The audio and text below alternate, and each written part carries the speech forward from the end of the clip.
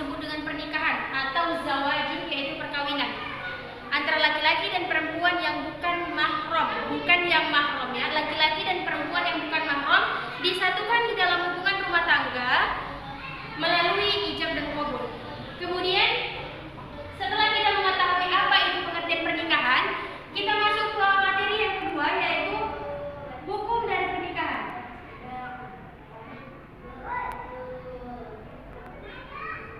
Iya. Mungkin Ibu pikir anak-anak Ibu pasti sudah pada tahu ya apa pengertian dari pernikahan. Kita masuk ke hukum dari pernikahan. Nah, hukum dari pernikahan ini yaitu menurut jumhur ulama, yaitu menurut kesepakatan ulama ada 5. Yang pertama adalah sunnah, yang kedua ada mubah, yang ketiga ada wajib, yang keempat ada makruh, dan yang kelima ada haram. Setelah kita mengetahui 5 dari hukum pernikahan ini, maka kita pasti akan bertanya-tanya, mengapa hukum pernikahan ini bisa berubah-ubah? Bisa menjadi sunnah, bisa menjadi mubah, bisa menjadi wajib, makruh, bahkan haram. Kita akan jabarkan satu persatu secara singkat.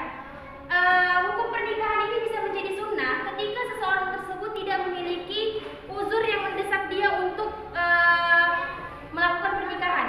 Berarti tandanya adalah tidak ada sesuatu yang mendesak sehingga dia tidak perlu diwajibkan untuk melakukan pernikahan, maka hukum pernikahan itu kepada dirinya menjadi sebuah sunnah. Kemudian kita masuk ke mubah.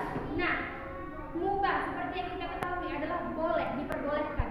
Mengapa hukum pernikahan tersebut bisa menjadi mubah? Yaitu ketika seseorang tersebut dia sudah siap secara finansial, sudah siap secara mental untuk melanjutkan ke jenjang pernikahan, tetapi dia tidak punya sesuatu yang mendesaknya untuk melakukan pernikahan, tetapi dia sudah siap secara finansial.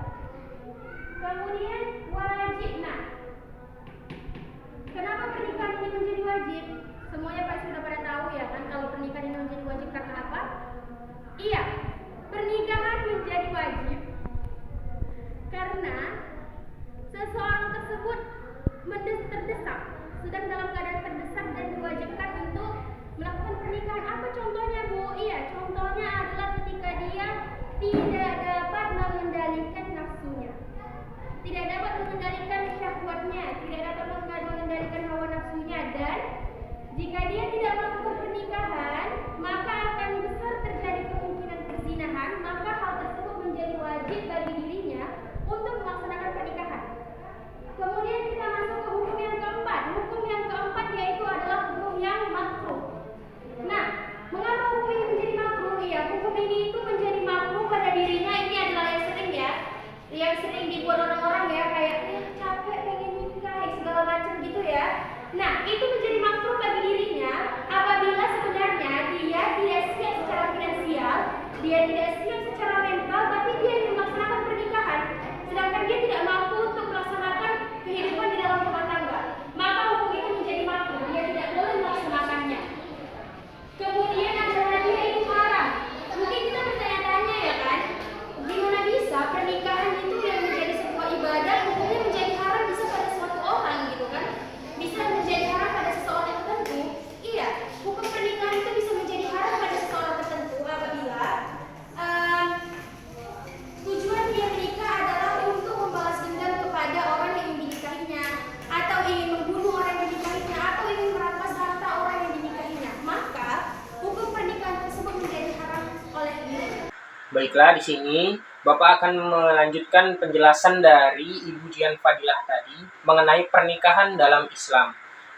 Sekarang kita masuk pada materi tentang rukun dan syarat pernikahan dalam Islam. Yang pertama, rukun pernikahan itu adanya mempelai laki-laki. Apa syarat mempelai laki-laki? Yang pertama, beragama Islam. Terus kedua, syaratnya adalah dia benar-benar laki-laki, bukan transgender. Yang ketiga, dia menikah bukan karena paksaan. Keempat, dia tidak beristri 4. tidak beristri 4 di sini dijelaskan ketika dia mempunyai istri, kemudian dia menceraikan istri salah satu dari keempat istrinya tersebut, dan istrinya tersebut dalam masa iddah, maka itu tidak boleh menikah sampai istri yang ia ceraikan itu tidak lagi dalam masa iddah. Yang kedua, rukun kedua itu adalah mempelai wanita. Apa syarat dari mempelai wanita? Sama kayak tadi, syarat mempelai pria, yaitu beragama Islam, kemudian dia benar-benar perempuan, bukan transgender. Terus yang ketiga, mendapat izin dari wali nikahnya, ayah, abang, atau siapapun dari pihak ayah. Terus keempat, dia bukan istri orang lain. Yang kelima, dia tidak dalam masa iddah. Yang keenam, ia tidak ada hubungan dengan calon mempelai laki-laki. Yang ketujuh, ia bukan wanita yang pernah dili'an oleh calonnya. Misal, li'an itu artinya adalah li'an itu kalau dalam bahasa kita berarti kita menjat seseorang dengan kau pernah berzinah. Nah, gitu. Berarti kalau kita pernah mengatakan perempuan dia pernah berzinah padahal itu tidak terbukti, maka berarti perempuan tersebut sudah kita li'an. Nah, itu tidak boleh kita nikahin.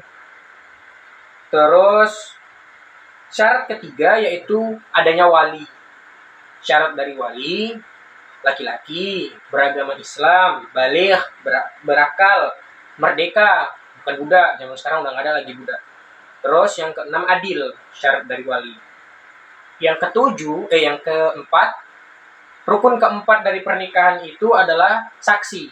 Minimal saksi itu ada 2. Nah, apa syarat dari saksi? 2 orang laki-laki, beragama Islam, berakal, baligh, adil, bisa melihat, memahami bahasa dalam akad.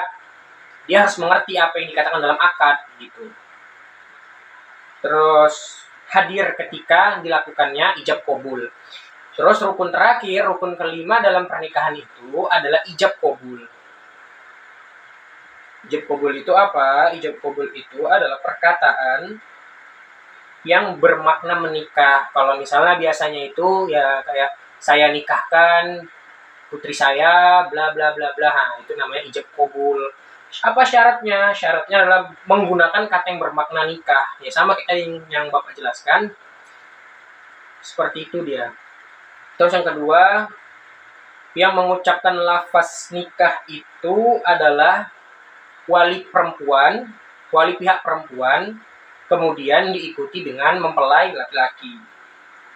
Terus syarat ketiga dari ijab qabul adalah tersambung. Ia tidak terputus. Misalnya ketika melakukan akad nih, dia bilang saya terima nikahnya si fulan, terus sambil periksa kantong atau apa gitu. Nah, itu tidak boleh. Dia harus dalam satu kali kesempatan tanpa melakukan kegiatan yang lain harus terjadi ijab qabul. Nah, itu dia. Jadi demikianlah materi tentang pernikahan dalam Islam. Oke, jadi kalau misalnya ada yang mau ditanya, silahkan tanya. Oke, Assalamualaikum warahmatullahi wabarakatuh.